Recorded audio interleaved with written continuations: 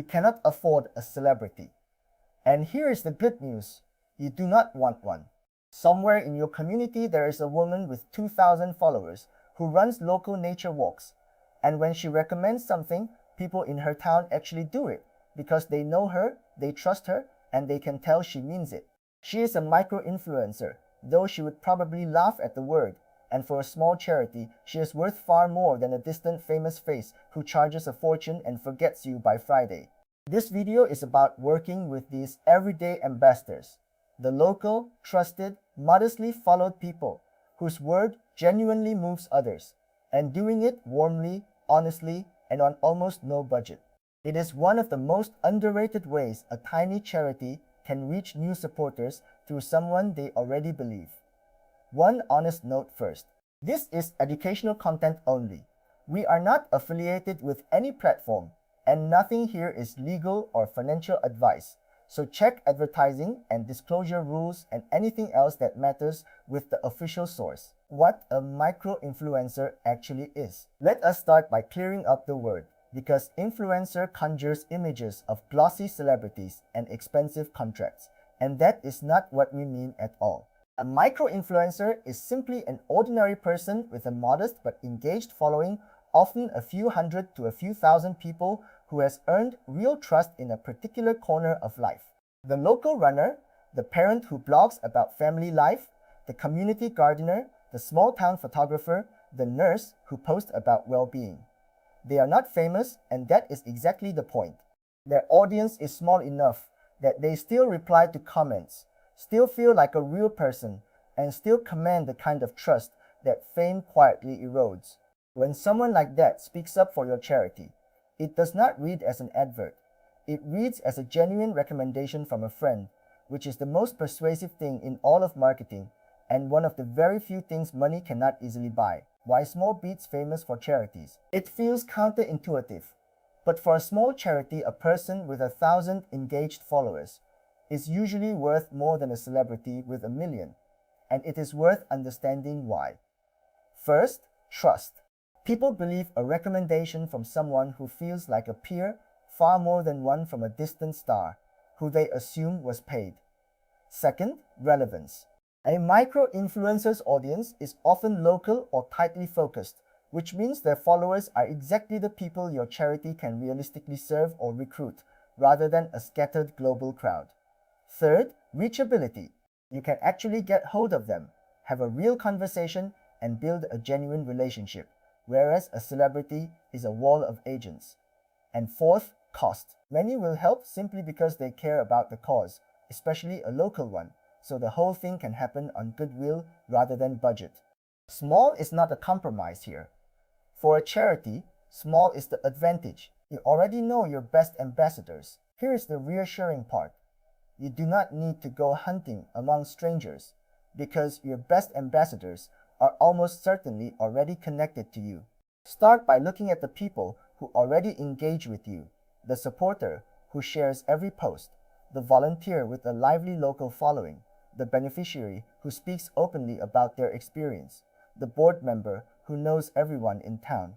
Look too at local figures whose values clearly overlap with yours, a community leader, a small business owner, a well-loved teacher. These people already have some warmth towards you or your cause, which makes the conversation natural rather than cold. Make a simple list of 10 or 15 names, real people you could imagine championing your work, and note why each one fits.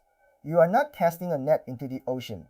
You are noticing the trusted voices already standing in your own community, and simply inviting them to lend that trust to something they already care about. What you are really asking for. Before you approach anyone, get clear on what you are actually asking, because a vague "can you help us" goes nowhere.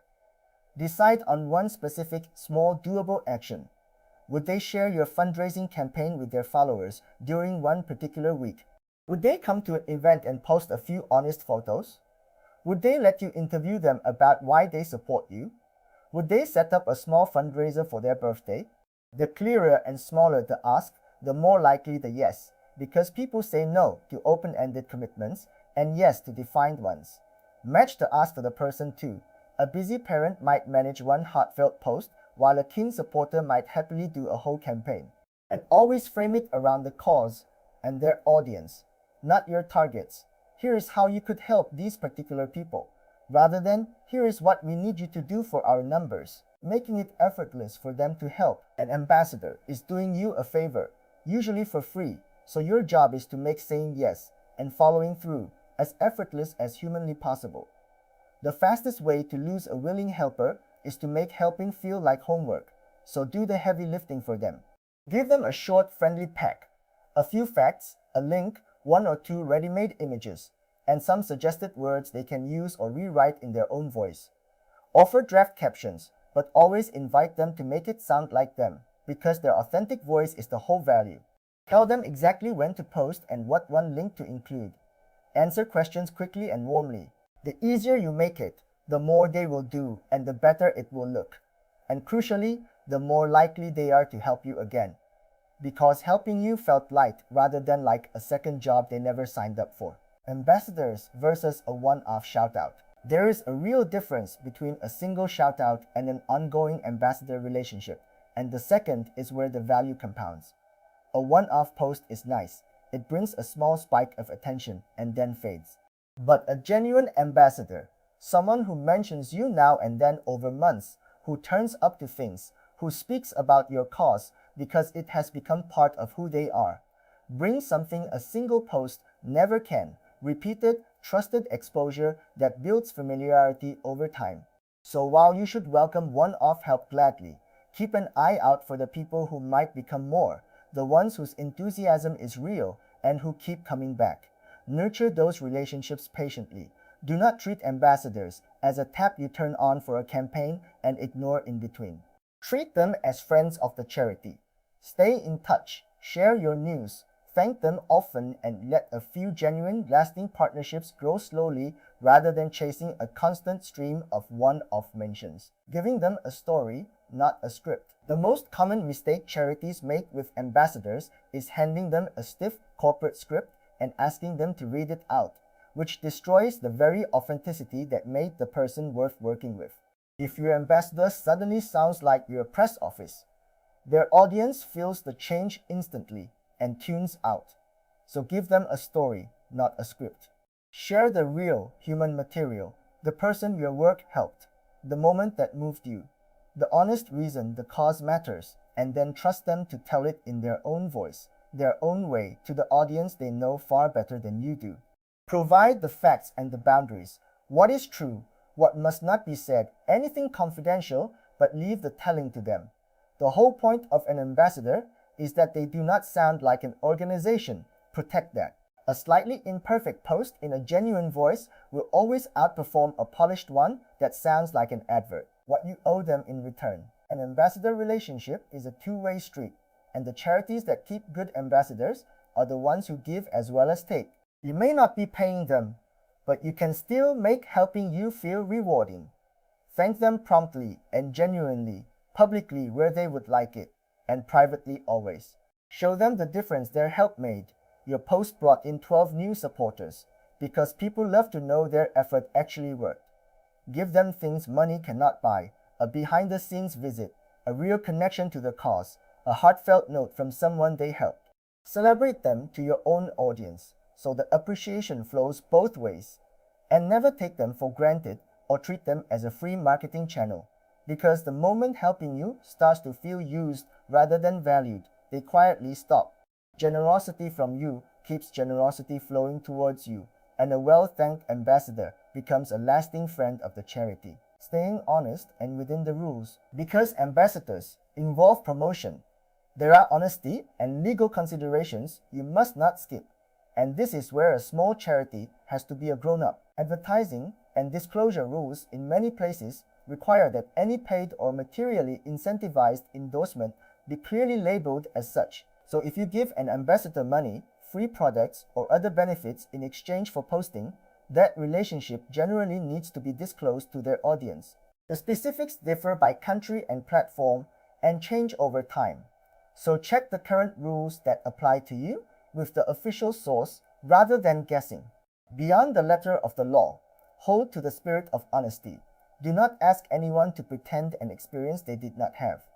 Do not fake grassroots enthusiasm, and protect the privacy and dignity of any beneficiary whose story is being shared, with proper consent. Trust is the entire currency here, so never spend it on a shortcut that a single exposed deception would bankrupt. Starting with 3, not 30. If all this feels like a lot, here's how to make it easy. Start small. You do not need an ambassador program, a fancy name, a spreadsheet of 50 people. You need 3 genuine relationships to begin with. 3 real humans who care about your cause and are willing to say so to the people who trust them. Pick the 3 most promising names from your list. Reach out to each one personally and warmly.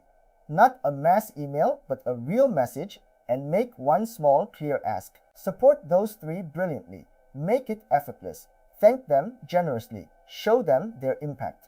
Learn what works from those first few, and then, only when it is going well, grow slowly by adding a few more. A handful of well-nurtured ambassadors will always beat a long-neglected list, so resist the urge to scale before you have made even one of these relationships genuinely good. Quick recap, let us bring it together.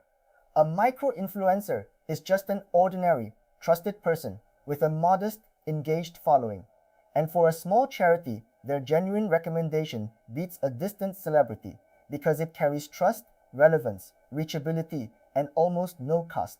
Your best ambassadors are already near you, so make a list of real people whose values overlap with yours. Decide one small, clear ask and make helping effortless with a short pack and suggested words. Value ongoing relationships over one-off shout-outs. Give ambassadors a story rather than a stiff script, and repay them generously with thanks, impact, and things money cannot buy. Stay honest and disclose any paid or incentivized endorsements as the rules require, and start with 3 well-nurtured relationships rather than 30 neglected ones.